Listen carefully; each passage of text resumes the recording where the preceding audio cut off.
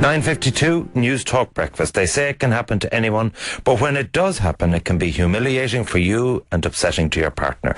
We're talking now about erectile dysfunction. More than 50% of men over 40 will experience some degree of dysfunction at some stage in their lives, according to Man Matters, who are currently running a campaign on manmatters.ie. Here with us this morning to discuss how this can happen, where you can go to, what help you can get, and how it can affect your relationship. It's a pleasure to welcome to the studio Dublin GP, Dr. Justin Smyth.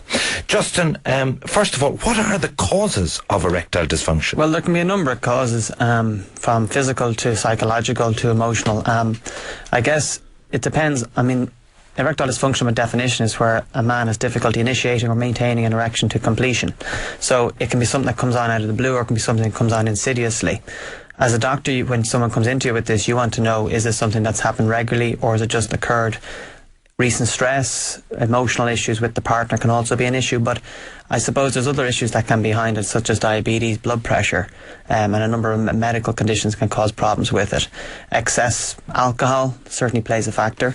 Sometimes people come in and the first thing you ask about is lifestyle measures like smoking, and generally if you're having difficulty, we talk about smoking cessation, exercising more, promoting better blood flow all around, and that type of thing. And tell me, how do you define it? You know the song, the oldest swinger in town, what I used to do all night now takes all night. I mean, like, what level of performance do you have a problem?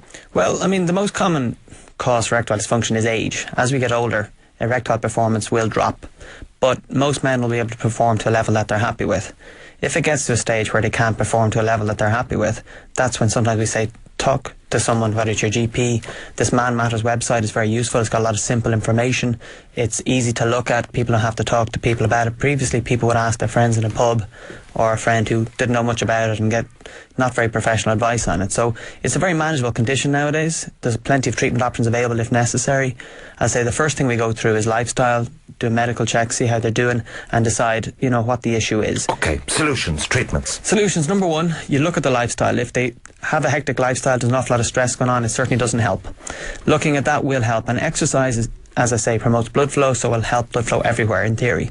Smoking narrows arteries everywhere, so if you smoke, we advise cutting back on it. Some people only get this issue when they drink, so we'd recommend staying away from drink or minimising how much they drink when. But I thought the solution was just prescribe Viagra.